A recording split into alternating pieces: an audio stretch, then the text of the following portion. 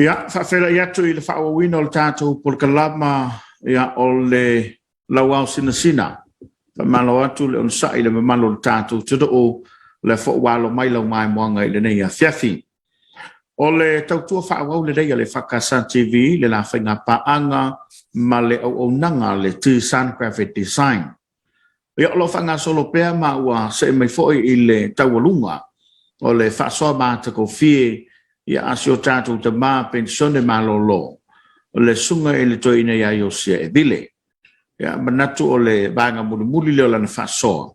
Ia mai ia lava le tatununga ua te le rei tamao ainga o whaasoa mai ia au nā le tua. Ia tama au mai le to whaewa ia wasa moa malan tāpo inga le walo mai. Ia ona whaawa waileo le vanga muli o le tā whaasoa ma le nganga whaalwala. Whaftai te puala, ia, toi whatalo whatu lava ile. Pa ia la o whafonga, ia te tonu lava o lu, ia pa ia o le tātou tunu, ia pa ia fo ia le tātou malo, ia meise le tātou ekalesia, ma le o whafonga nei ia fiafi, whatalo whatu, malo soifua. Ia, whaftai ia pele lo fo le tua I nei awa noa, ia meise o le nei au wala ua tapena, e tate whiloa iai. Awana le aile upenga te whailangu. Ia o lona winga a ile malanga mai o te malanga atu. Ai whaftai. O le ua pua le nei lao. Ta maa o le ua tele ina mai ala o lau whasoa. Awana tātou polkalame. E le o toi nāma le laina fo I le tāpo inga le kansia ma le ua whainga ruenga. Ia me te lau fo I o woma paanga. O le ua fuli mai le tua o le tina le ngā ruenga. Ia ai a mai sau. Sautala, tulou, le upato I ata. I le taimina, whatae, vaai te mai ma futa tu iai. Ia ma le whaasolo maingo le lua mafutanga. Ia ma le tina o le ngā renga ma le ngang whaanan. Te lau te poala. Ai o te lei sau I Hawaii. Sa masani lava o tuanga malua, o no valu, o no iwa fitu fulu. Pea pema teo mai tutuila. E masani au na mato wewa I le maota o teine fo mai tutuila. I whanga alu. Ia, ai o teimina I talatu o le ono valu sa ma feilo I la maolepa. Ia ai ono laila I titi. Ia. E le I teine matua. O lai fai mai I ar kofi tua teine matua. Ia, ona sawa I lole I nei le o le fitu sifuru. Ai te o saula I le fitu lua ma feilo I nei. Ia, e pea fo ona tala sua I le o langa wha o ia, e sa o lava. Ia, ai lava o le o tō whinga le li. Awa e pea ona o whai atu sau lava e le tai fia whai au. Le tai fo I fia whai sto lua. Ia te iane ua whai le o lotu le I nei ia mamato ngā lulu e lava. Ia, o te roa lava o se tala fo I le alto ina. E tau sua se to lua wai le whai atu tasi ngā luenga. Moi lava. Ia, ma e whawhitai ai le tua ua ma whailo ia ma o lepa le fitu lua. Ia, lufu ono au lufu whao lepa o le ala iti. Ia ma whai poi lava le nā taimi. Ia, I fo I ona o leo langa talavo. Ia, e ia whai ngata. Ia, e sa ia lava le alofa o le li. E tai nai le nei mafutanga. Ia, leo toi titi a atoa le 5 tausanga.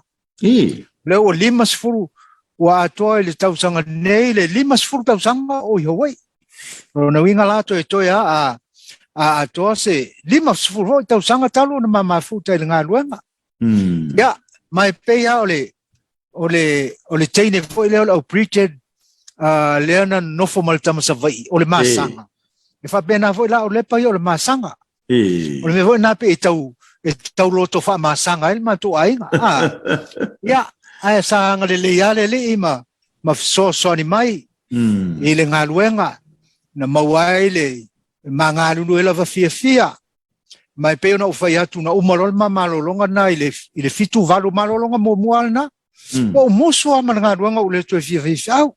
Mani. Ia o si lo matua nei lava na na tau mawhai mai lava. Ia mao lea lava sa toi no fwai. Ia na fwai taimi wa fwai mai leli mo maus whanau to toru. E lua tama.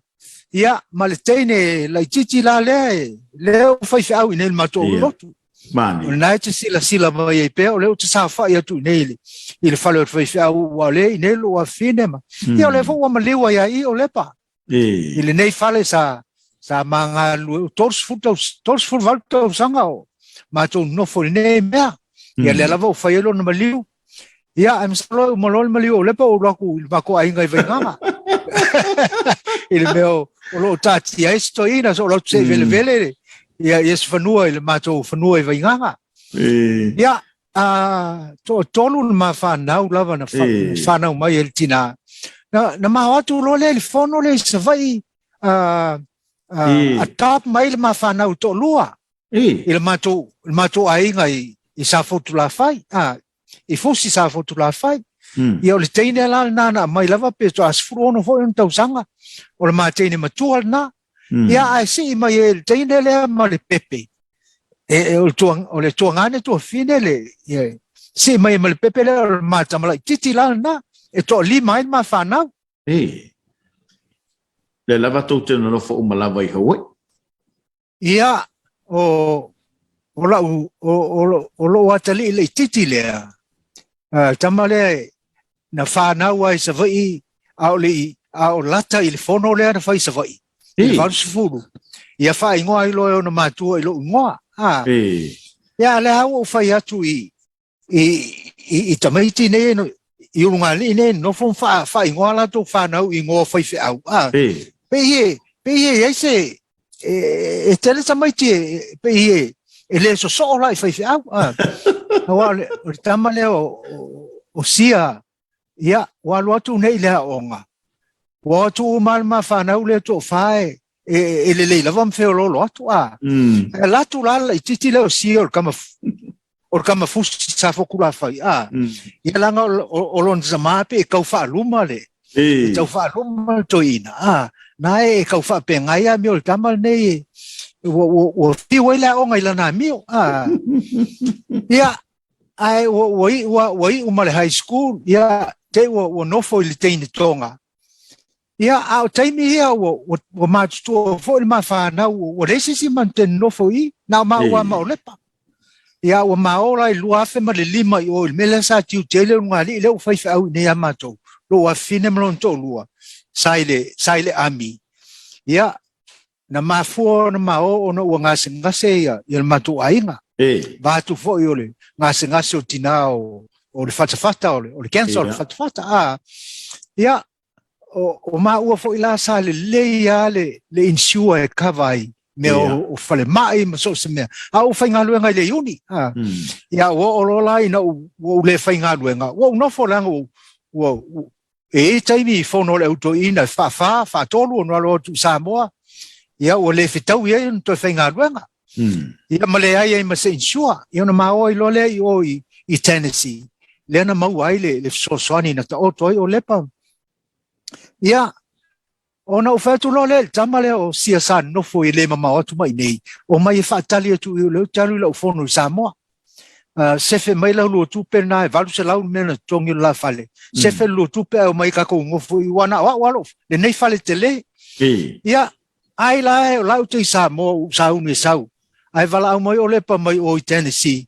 o le tomu leo I nei mato fat o le no foi la titi le o facile tamalon to rua o lon to rua o le teine tonga ia o mau foi fa nau to fa tamaiti ia na lana ave lo tamaloka o ai foi solo na mi na o le facile lon to rua ave lo loka o fal pui la ia na fai mai lo lea se o tale le wafal buibu fialu Samoa na o lo to I lo le moli atu I Samoa I lua fe malei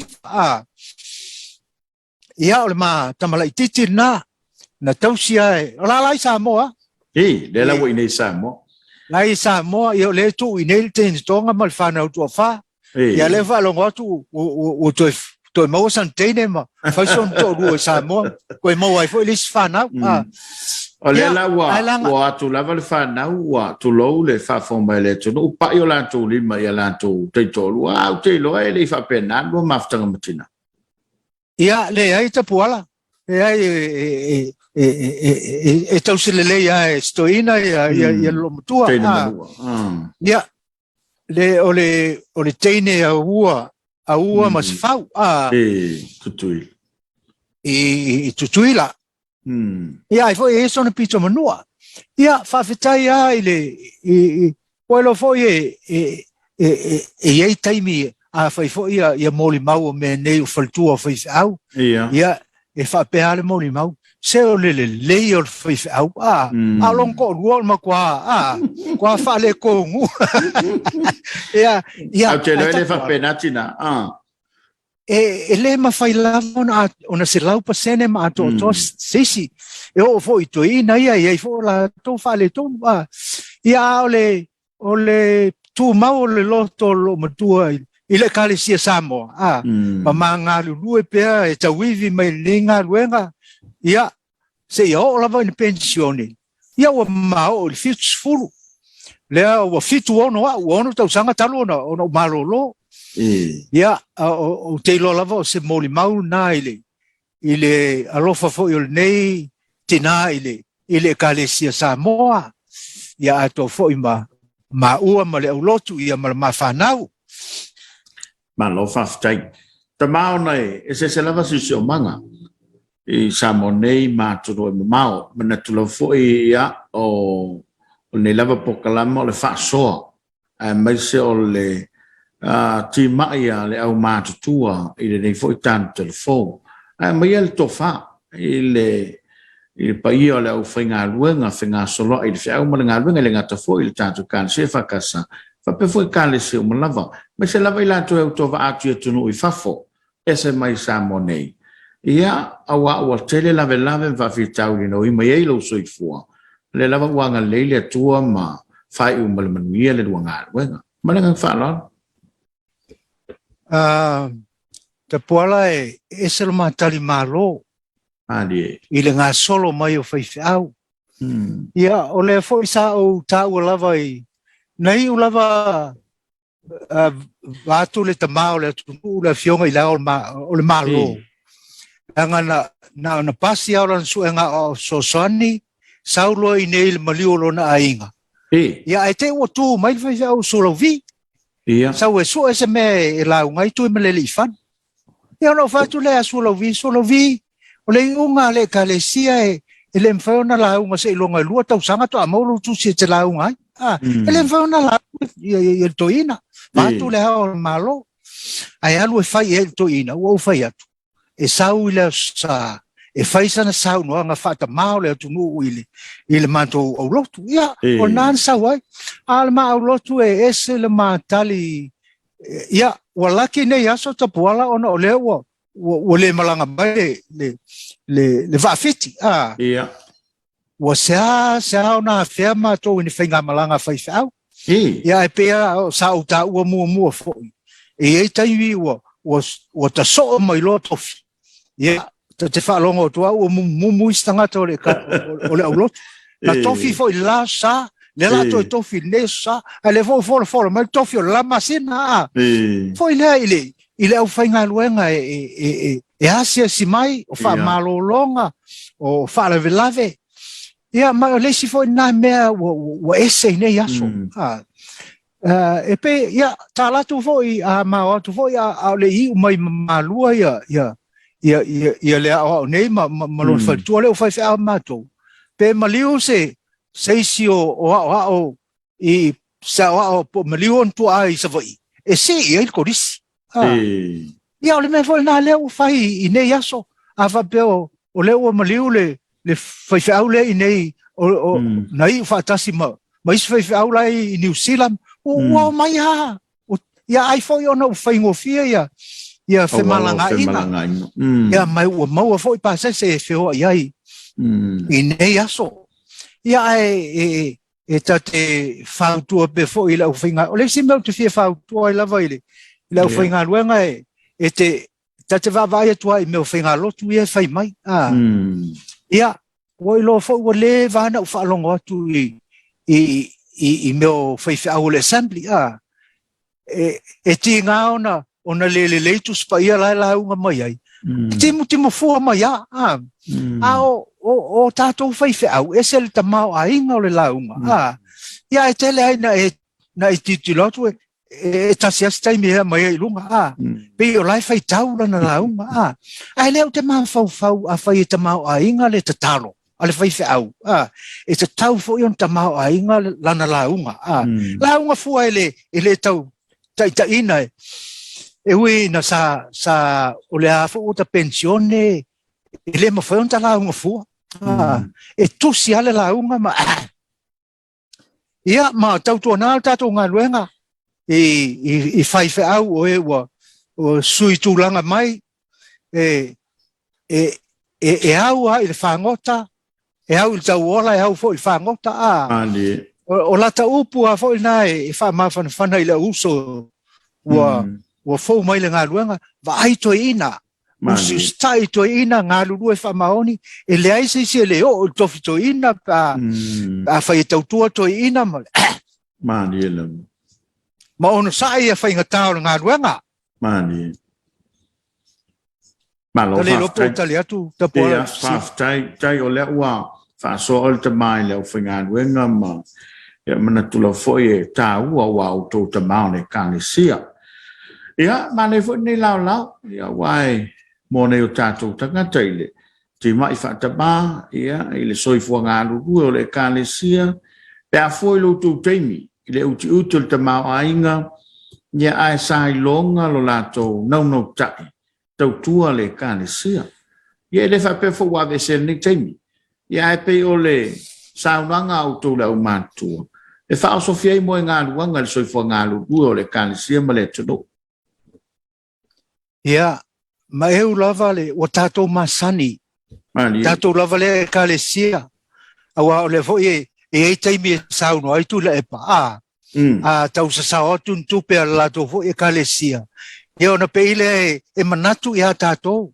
le kalesia Samoa e whakasa ia ona ua masani lava talu mai lo tala titi e pe ona ta whai atu fo ile upu lea mo whanau uma ale malu mea ia e whapena fo ile matou nu o vainganga awa o vainganga ua na o sina pito nu o whonga vai usu ai o mafuo na pe ua lau i loa nei taimi ona le kalesia tatou ia mes fo nai to ina nana wha ngā solo mai pe o poasa ia ua i loa iale ia ona o loo iai pe ta puala lau o to finga matou na whai i le pulenga a o matou i malua e le ai a se nuu e o i nuu te tele ia o nā taimi a te lela talaunga pe nao se lua tala ia e ona pau lava o nā fo i taimi sa le tele ntupi ai o nei fo i aso ia le sa uta ua sto ino poasa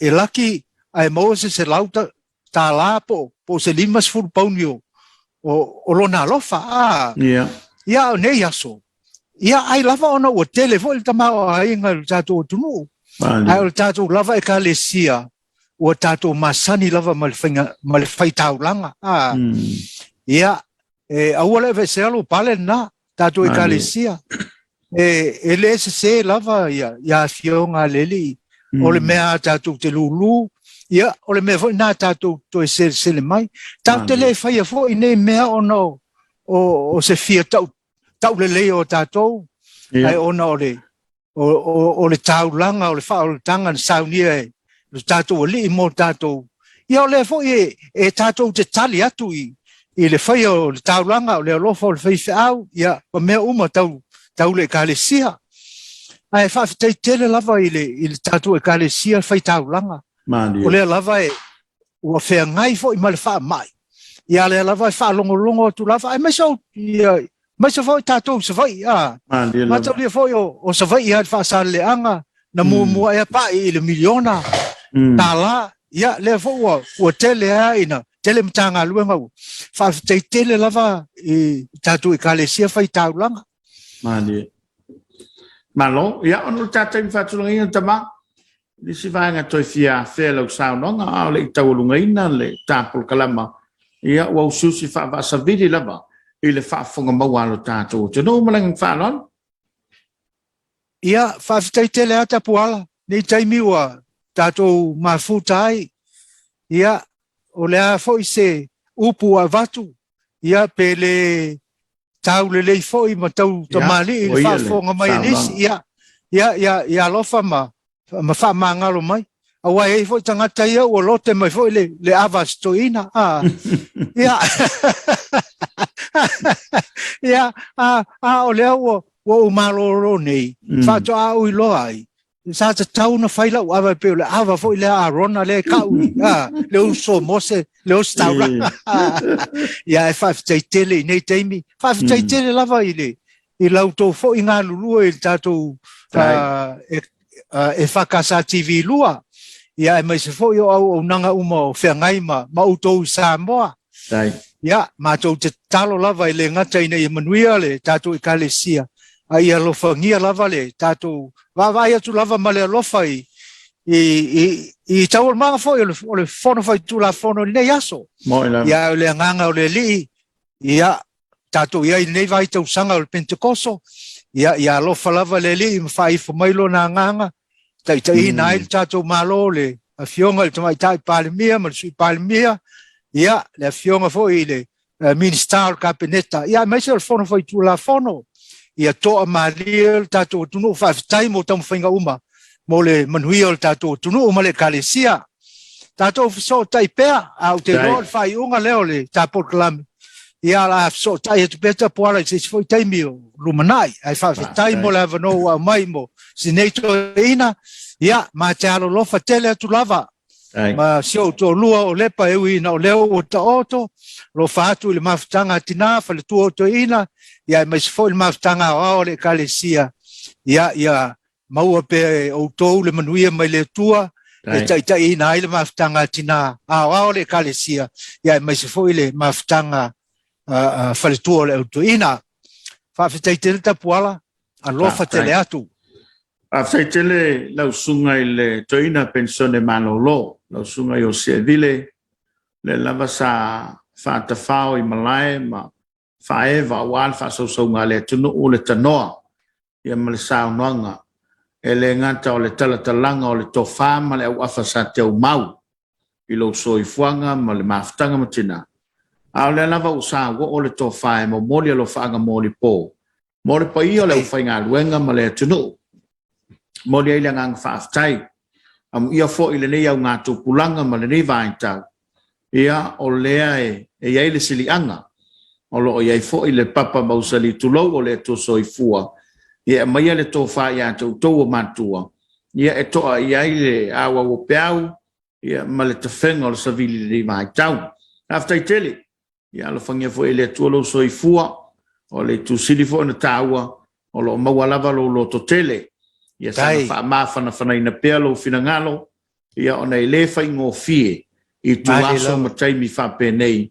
Ia e meise, ia o le lava ua fo i le tina i lona matai, ia a o lo ftua oe ma le ainga. Ia o lo whanga mori pōle nā o tātou whakasa TV, tai nana tāpua inga le tudo, ia tātou maua pēa seisi whelo inga se taimi o luma. Ia e manuia pēa le, alo atu mo sa uninga whaaigu ma lea Sofia Fiol tina ia mātou te alo whatele atu foi mo lau sungal to ina pensione malolo. Whaftai. Ia, tātou whapenai te puala. Whaftai tele atu lava il tisan. Graphic design. Ia mo le lango ina o nei whatala noanga a. Ia manuia o lātou whaiva. Whenei ai. Tātou to e whailoai. Ia, whasoi. Lafso tai atu. Ia, Samoa ia ua tawalunga le whasoa mātako fie a le tamā pensione malolo manu malo le sungal to ina ia o Seville ia maua mawhatotonga i lau whakamaua ia e lana moli mau malana whasoa nā le tū tāua ia olo iaina i o tautu amo tātou mātua e tuwha maila lātou ato pona ia ua i tātou maleanga i le lumanai o sauno fo i tamā pensione ia e whaaftaia le tautua le tisan o la mātou le tala.